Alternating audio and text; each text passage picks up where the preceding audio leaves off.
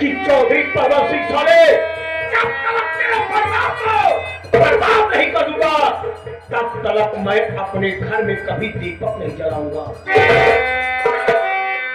कसम खाने के बाद मैं भैया से पूछा कि एक बात बता भैया, मेरी 3 साल की भतीजी किरण कहाँ है? कहने लगे मुन्ना, उसे तो मैं गोली लगने से पहले जो चांदपुर का भगवान भोलेनाथ का मंदिर नहीं है उसी मंदिर की तीसरी सीढ़ी पे बैठा करके आया हूँ। जा मुन्ना अपने भतीजी को उठा ले, किरण को उठा ले, उसका पालन पोषण करना, जब सयानी हो जाए अच्छा सा लड़का देख करके उसकी शादी कर देना। मैं इतना बदनसीब इंसान निकला छोटू कि अपने भैया भाभी की लाश पे छोड़ करके गया। जब मंदिर की सीढ़ियों के पास देखा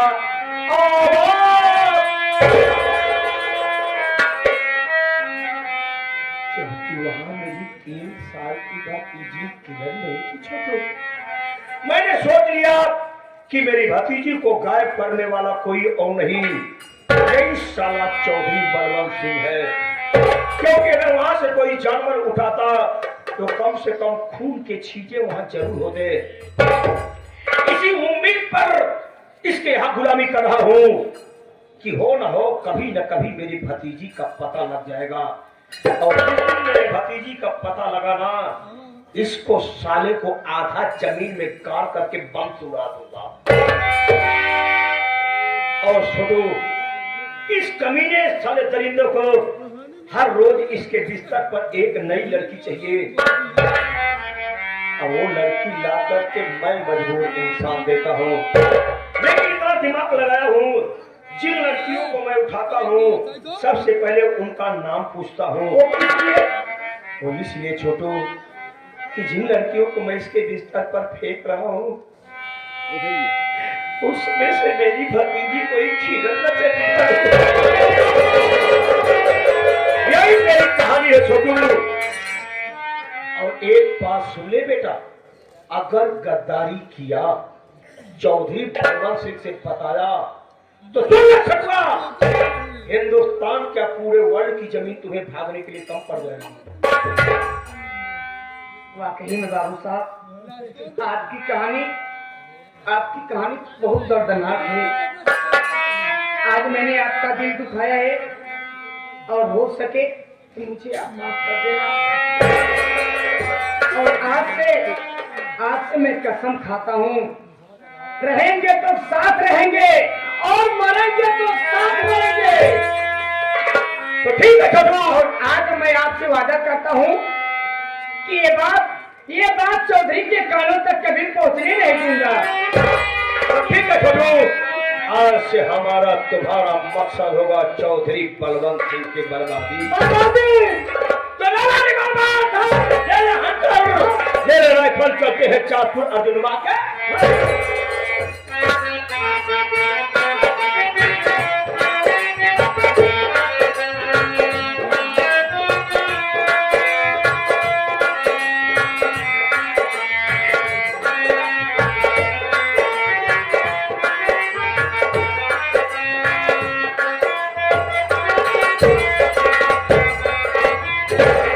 राम राम भैया। राम राम जीजा।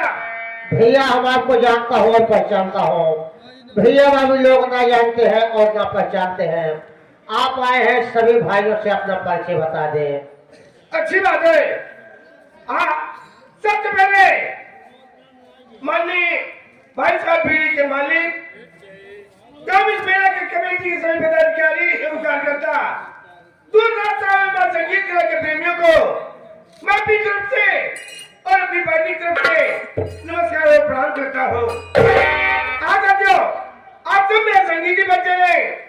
मैं कौन हूँ, कहाँ का रहने वाला हूँ और मेरा नाम क्या है? दोस्तों, मैं चांदपुर गांव का रहने वाला हूँ और मेरा नाम अर्जुन सिंह है। मेरे परिवार में 4 भाई, एक मैं और मुझसे छोटा एक भाई है जिसका नाम अमर है, और अमर से छोटी एक बहन है जिसका नाम काजल है, और मेरी पत्नी का नाम शोभावती है। दोस्तों, भगवान ने मुझे इस संसार में इतना गरीब पैदा किया है कि दिन भर मेहनत मजदूरी करने के बाद भी शाम को पेट भर की रोटियां नहीं मिलती मेरे भाई। और ऊपर से मुझे सिर्फ एक दम सता करता है।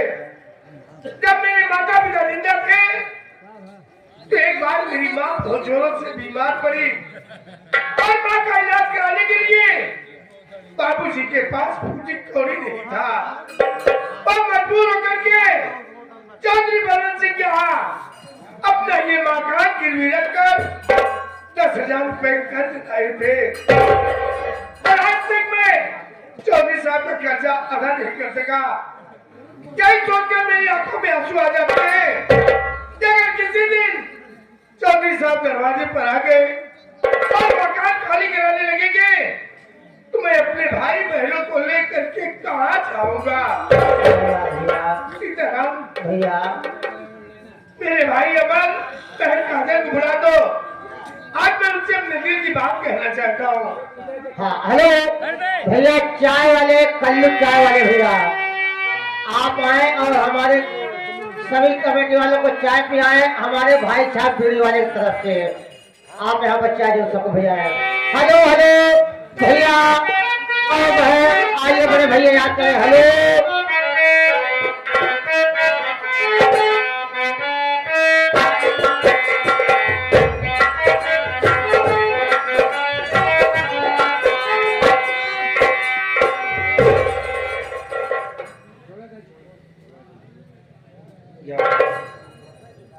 आज मैं क्या देख रहा हूँ, हम भाई बहन जब भी आते थे भैया के पास तो मेरे बड़े भैया का चेहरा फूलों से ज्यादा सुंदर और देखने में अच्छा लगता है। आज आखिर बात क्या है, देख रहा हूँ तो मेरे बड़े भैया जमीन पर बैठे रो रहे हैं। चल रहा हूँ उसका कारण कुछ होगा। क्या आखिर बात क्या है भैया? भैया भैया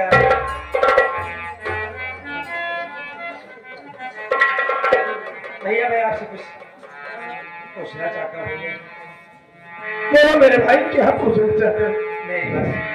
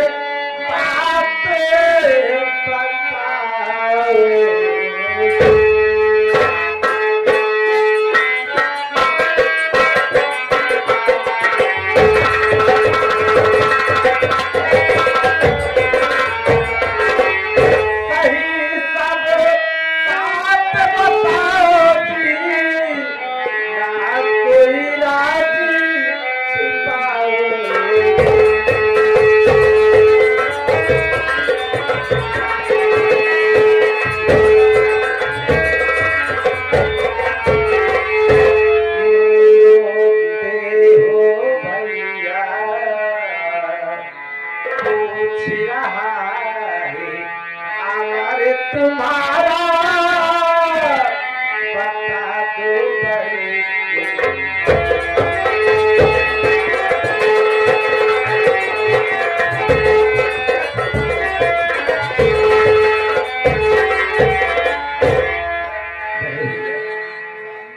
आखिर बात क्या है?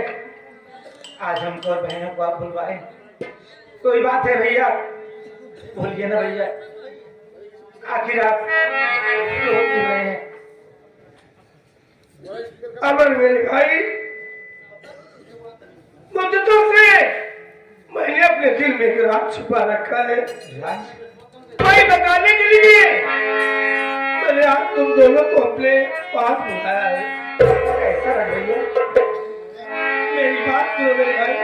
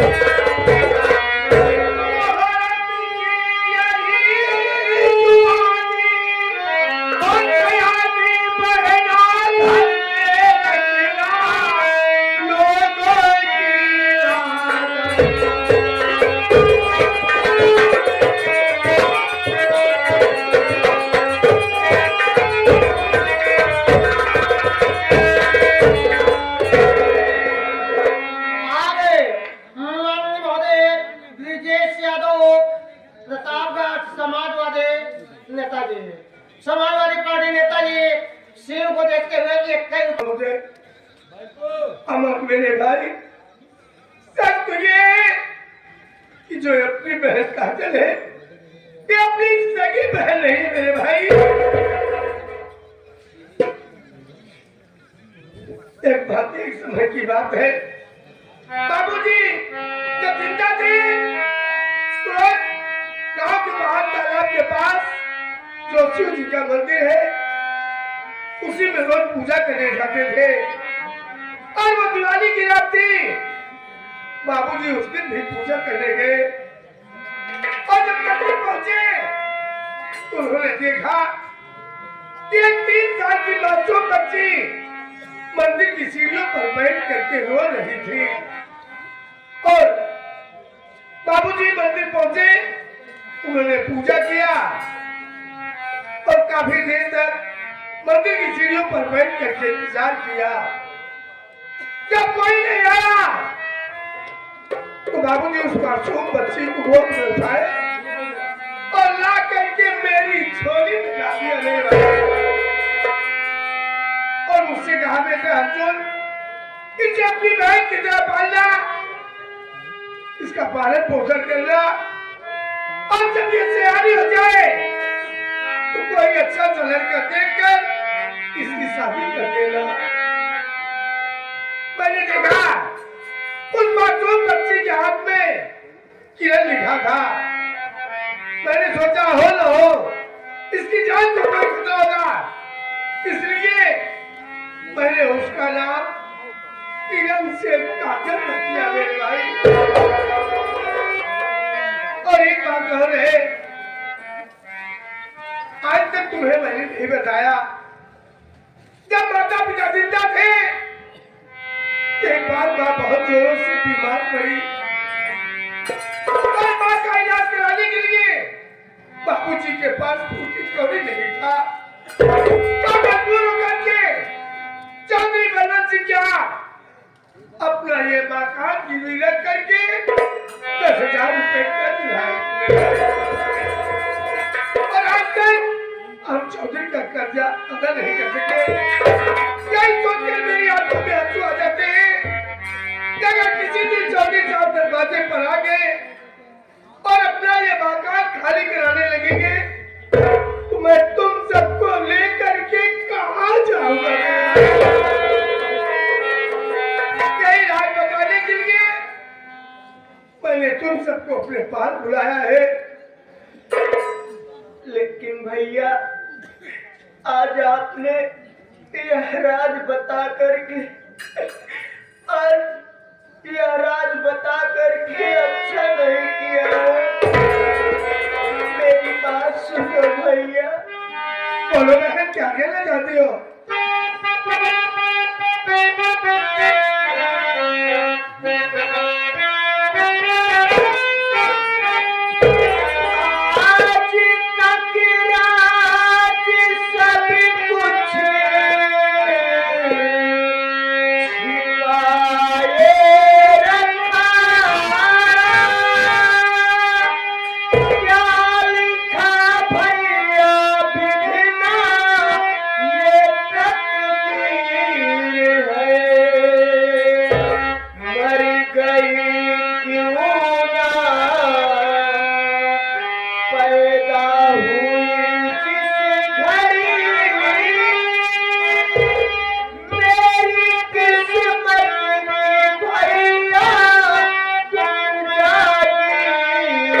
Oh